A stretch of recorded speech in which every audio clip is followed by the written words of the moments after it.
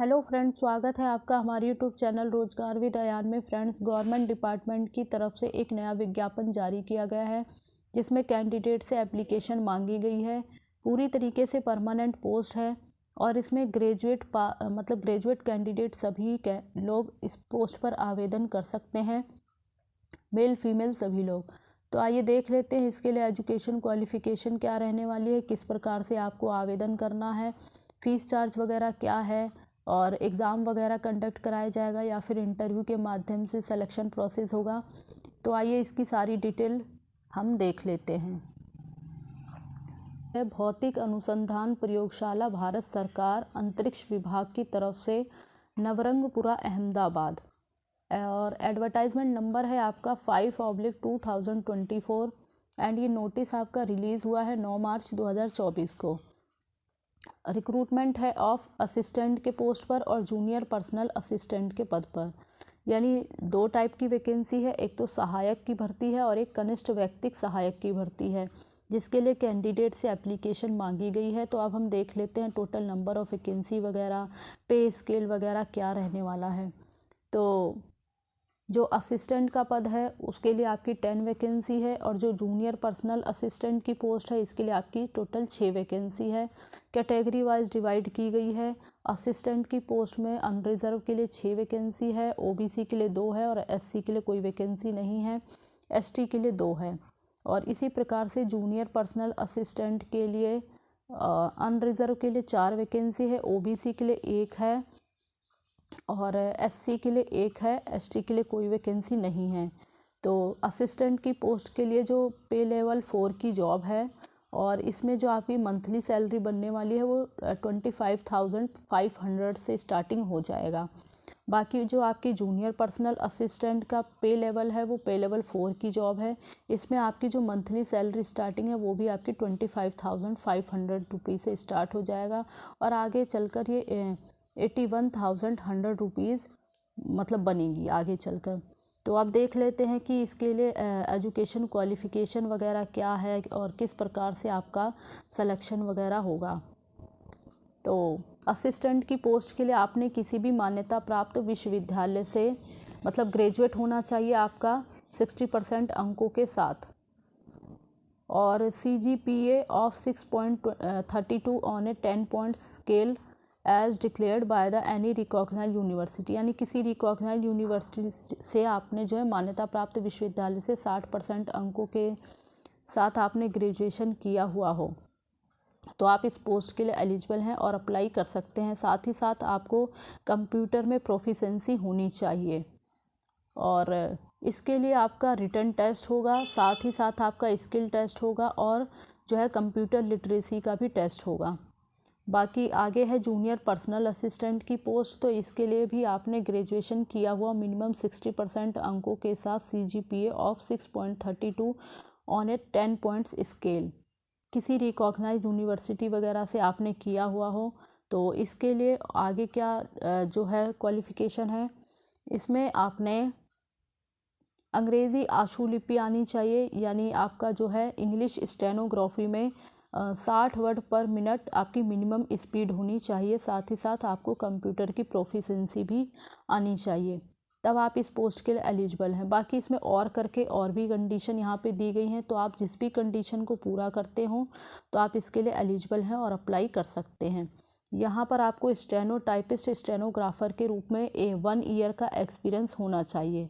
Stenotypist और stenographer के पद पर आपको 1 साल का इस पोस्ट के लिए 1 साल का अनुभव होना चाहिए और आपको जो मिनिमम स्पीड है वो आपकी 60 वर्ड पर मिनट इंग्लिश स्टेनोग्राफी में होनी चाहिए और कंप्यूटर की प्रोफिशेंसी होनी चाहिए। तो इसके लिए भी आपका जो है रिटन टेस्ट होगा, उसके बाद आपका स्किल टेस्ट होगा, फिर कंप्यूटर लिटरेसी एंड स्टेनोग्राफी का भी टेस्ट होगा। तो जो पहले वाली जो पोस्ट है उसमें आपका स्टेनोग्राफी नहीं मांगा, यानी जो असिस्टेंट की पोस्ट है इसमें स्टेनोग्राफी का जो डिप्लोमा है वो नहीं मांगा है। बट ये जो जूनियर पर्सनल असिस्टेंट है तो इसमें आपका जो है स्टेनोग्राफर आपका 1 साल का एक्सपीरियंस आपको होना चाहिए। सर्टिफिकेट वगैरह नहीं मांगा है, लेकिन आपको एक्सपीरियंस होना चाहिए और आपकी 60 वर्ड पर मिनट इंग्लिश स्टेनोग्राफी में मिनिमम स्पीड होनी चाहिए।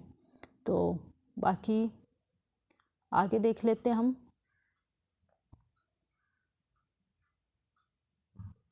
आगे क्या डिटेल दी गई है, एज रिलैक्सेशन वगैरह। तो जो गवर्नमेंट ऑफ इंडिया के रूल्स के अकॉर्डिंग जो एज रिलैक्सेशन वगैरह दी जाती है वो आपको मिलेगी। और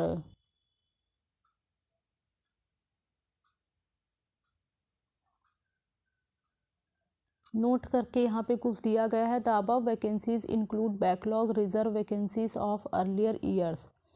तो बाकी यहाँ पर बताया गया है, कृपया ध्यान दें कि निर्धारित योग्यता न्यूनतम आवश्यकता है और केवल इसके होने से उम्मीदवार लिखित परीक्षा कौशल परीक्षण के लिए पात्र नहीं होंगे।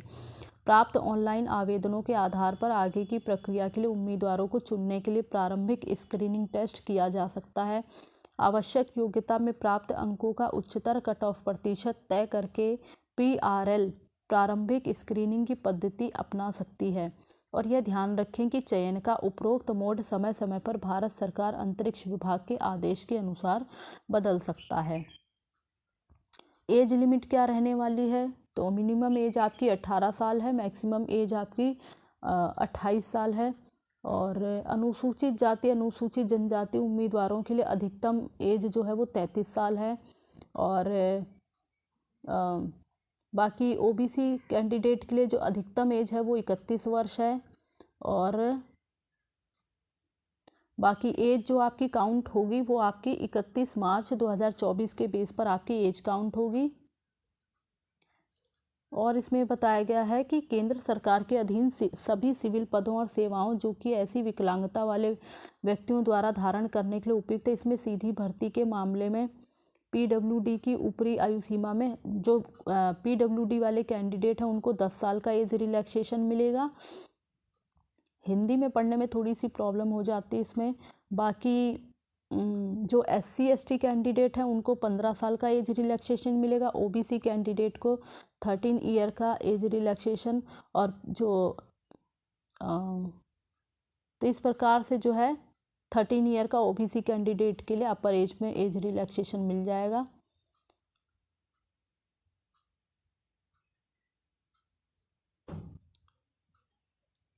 तो ये सारा एज रिलैक्सेशन वगैरह के बारे में डिटेल दी गई है। और यहाँ बताया गया है कि department candidate who have rendered at least 3 year continue service under the central government and central autonomous body PSUs are allowed the age relaxation. तो अगर कहीं पर आपने जो है कंटिन्यू सर्विस की है किसी सेंट्रल गवर्नमेंट या सेंट्रल ऑटोनोमस बॉडी वगैरह में, तो भी आपको जो है कैटेगरी वाइज एज रिलैक्सेशन मिल जाएगा। यहाँ पर उसकी डिटेल दे दी गई है।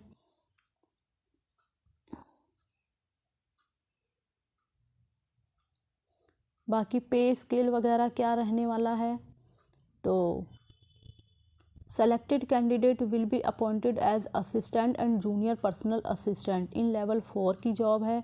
जो मंथली सैलरी आपकी पे स्केल स्टार्टिंग हो जाएगा वो 25,500 रुपये से आपका पे स्केल स्टार्ट हो जाएगा।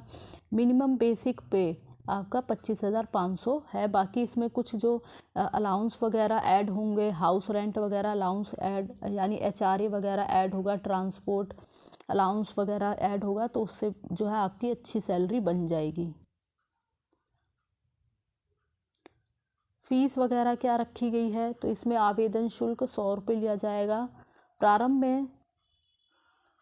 में इसमें सभी आवेदकों को आवेदन शुल्क के रूप में 500 रुपये का भुगतान, फीस आपकी 500 रुपये है, जिसमें कि यानी सभी कैंडिडेट को पहले 500 रुपये जो है फीस के रूप में भुगतान करना होगा। उसके बाद शुल्क छूट श्रेणी महिला, SC ST PWD और भूतपूर्व सैनिक से संबंधित उम्मीदवारों को पूर्ण आवेदन शुल्क वापस कर दिया जाएगा यदि वह लिखित परीक्षा में भाग लेते हैं। और UR EWS एंड OBC उम्मीदवारों को 400 रुपये वापस कर दिए जाएंगे यदि वह लिखित परीक्षा में शामिल होते हैं।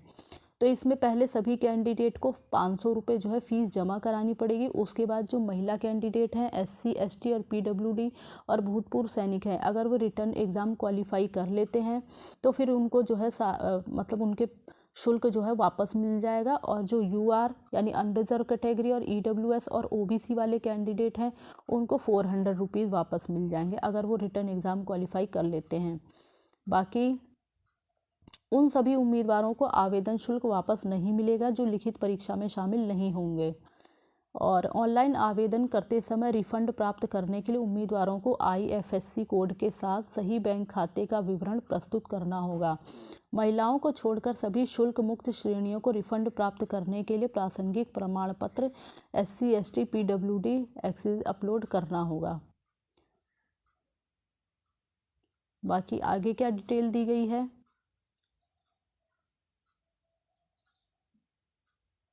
आवेदन किस प्रकार से आपको करना है, तो यहाँ पे बताया गया है केवल ऑनलाइन आवेदन ही स्वीकार किए जाएंगे।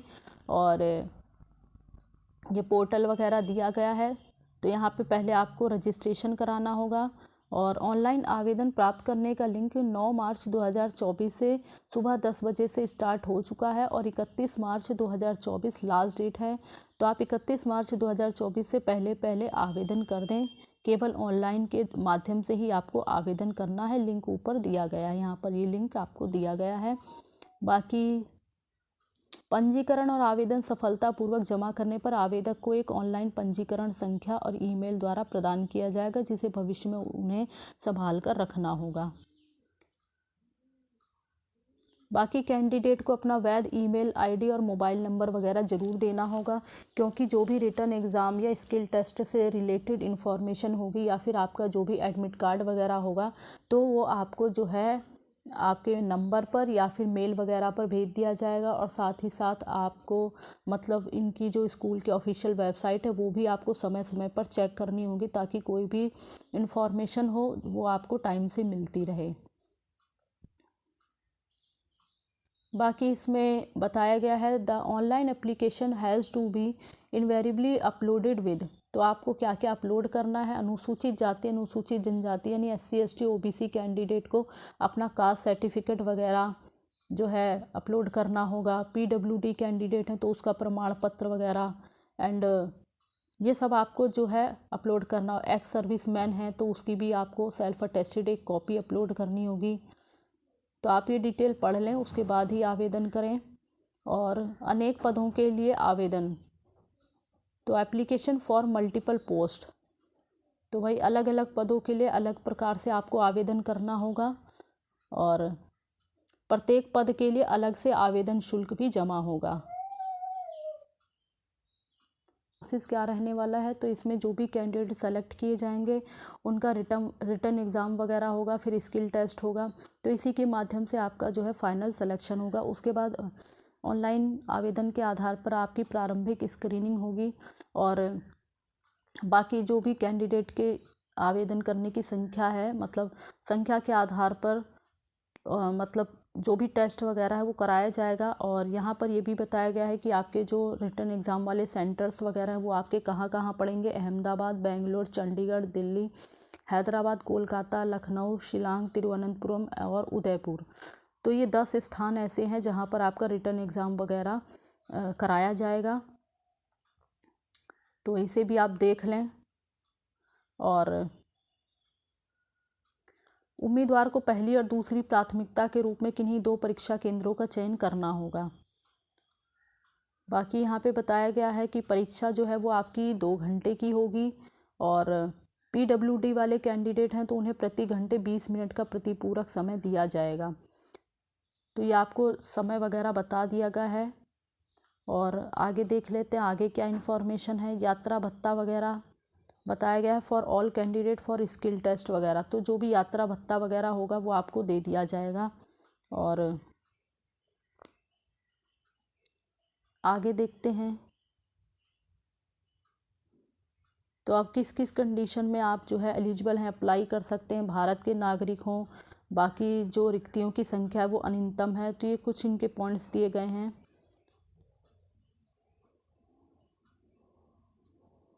अब यहाँ पर ये बताया गया है कि ऑनलाइन आवेदन भरना प्रारंभ करने से पहले उम्मीदवार को निम्नलिखित विवरण और दस्तावेज जानकारी को पास रखना चाहिए। तो यहाँ पर आपको पूरी तैयारी कर लेनी है एप्लीकेशन फॉर्म करने से पहले। तो ये आपका होना चाहिए वैध ईमेल आईडी, मोबाइल नंबर, जन्म तिथि का जो प्रमाण पत्र है, मैट्रिकुलेशन वगैरह ये आप अपने पास रख लें। किस प्रकार से आपको आवेदन करना है, क्या क्या चीज़ की ज़रूरत लगने वाली है और जो आपको मतलब साइन वगैरह हैं, जो आपके सिग्नेचर वगैरह हैं, फ़ोटोग्राफ वगैरह, उसका क्या साइज़ रहने वाला है, किस प्रकार से आपको अपने जो प्रमाण पत्र हैं उनका क्या साइज़ रखना है, किस प्रकार से आपको अपलोड करना है। तो यहाँ पर जो है ये सारी डिटेल दी गई है। फ़ोटो वगैरह का क्या साइज़ रहने वाला है, जेपीजी वगैरह में फॉर्मेट में आपको जो है अपलोड करना होगा। तो यहाँ ये सब कुछ दिया गया है। और फ़ोटो वगैरह और हस्ताक्षर जो है उसका क्या फॉर्मेट रहेगा, ये सारी जो है डिटेल यहाँ पर दी गई है। लंबाई चौड़ाई कितनी रहेगी तो आप देख लें। बाकी डिटेल दी गई है। 9 मार्च 2024 से ऑनलाइन आवेदन स्टार्ट हो चुके हैं। 31 मार्च 2024 लास्ट डेट है। तो इससे पहले आपको आवेदन कर देना है। ये इनकी ऑफिशियल वेबसाइट है। ऑफिशियल वेबसाइट पर आपको ये डिटेल नोटिफिकेशन मिल जाएगा और एप्लीकेशन फॉर्म मिल जाएगा। बाकी ये अंडरटेकिंग के सर्टिफिकेट्स वगैरह हैं।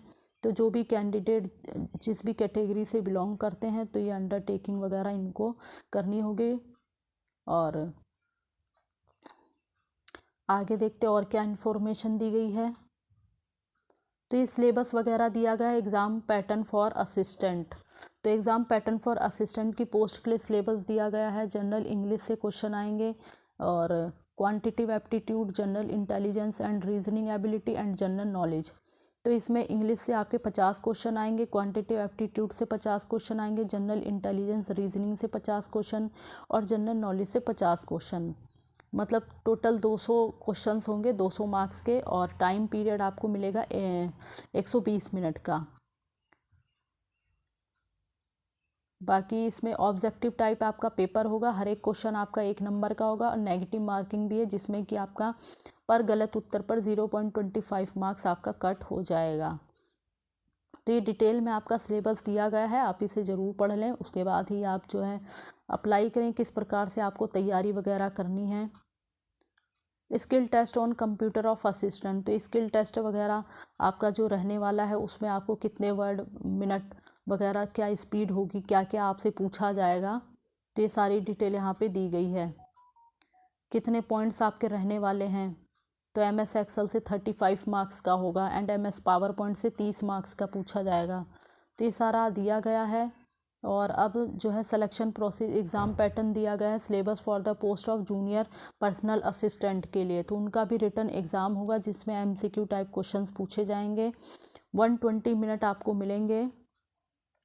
और क्वालिफाइंग मार्क्स है 50% marks in part A, B, C unreserve category के लिए एंड 40 मार्क्स आपका part A, B, C separately for reserve category against notified reserve vacancies.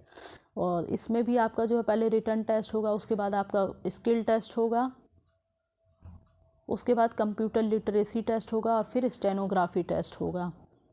तो ये पासिंग क्राइटेरिया रखा गया कंप्यूटर लिटरेसी टेस्ट में 60% अनरिजर्व कैटेगरी के लिए और 50% for reserve category against notified reserve vacancy. बाकी स्टेनोग्राफी का टेस्ट है 10% mistakes maximum for unreserve category and 12% mistakes maximum for reserve category against notified reserve vacancy. तो ये सारा सिलेबस वगैरह की भी डिटेल आपको यहाँ पर दे दी गई है, कहाँ कहाँ से आपके क्वेश्चन पूछे जाएंगे। जूनियर पर्सनल असिस्टेंट में आपके इंग्लिश लैंग्वेज से नंबर ऑफ़ क्वेश्चन 100 होंगे, general intelligence and reasoning ability से 50 क्वेश्चन होंगे and quantitative aptitude and general knowledge से 50 क्वेश्चन होंगे। तो ये आपका टोटल 2 मार्क्स का जो है क्वेश्चन होगा, मतलब 200 क्वेश्चन होंगे 200 मार्क्स के और आपको समय मिलेगा 120 मिनट। ऑब्जेक्टिव टाइप आपका पेपर होगा, हर एक क्वेश्चन 1 नंबर का होगा जिसमें कि नेगेटिव मार्किंग आपकी होगी 0.25 मार्क्स की। तो ये सारी डिटेल दी गई है। बाकी जो भी कैंडिडेट इसके लिए एलिजिबल है, अप्लाई करना चाहते हैं तो वो अप्लाई कर सकते हैं। तो ये सारी जो डिटेल है वो मैंने आपको वीडियो के माध्यम से दे दी है। बाकी इसी प्रकार की ऑल इंडिया रिक्रूटमेंट से जुड़ी हुई जानकारी पाने के लिए आप हमारे चैनल को सब्सक्राइब कर लें, ताकि इसी प्रकार की एजुकेशन से रिलेटेड वीडियो आपको टाइम से मिलती रहे। फ्रेंड्स, मैं एक चीज़ बताना आपको भूल गई, ये रिक्रूटमेंट जो है वो आपको कहाँ पर मिलने वाली है, एक बार हम इसे जो है कवर कर लेते हैं। साइट पर आएंगे तो आपको ये 3 लाइंस दिख रही हैं। तो यहाँ पर आपको क्लिक करना होगा। जब आप इस पर क्लिक करेंगे तो नीचे आपके पास इस प्रकार का ऑप्शन ओपन हो जाएगा। यहाँ पर आपको ये अपॉर्चुनिटी का ऑप्शन आ रहा है, इस पर आपको क्लिक करना होगा। पर क्लिक करेंगे तो आपके सामने इस प्रकार का पॉइंट्स ओपन हो जाएंगे, faculty opening and job vacancy. तो आपको जॉब वैकेंसी के ऑप्शन पर जाना है। जैसे ही आप जॉब वैकेंसी के ऑप्शन पर क्लिक करेंगे तो आपके सामने इस प्रकार का पेज ओपन हो जाएगा, एडवर्टाइजमेंट। तो ये आपकी एडवर्टाइजमेंट है, इसमें आपकी जो है वैकेंसीज़ को कवर किया गया है और इसकी ऑफिशियल वेबसाइट पर ही आपको एप्लीकेशन फॉर्म वगैरह दिया गया है। तो आप इसे देख लें और उसके बाद आवेदन कर दें।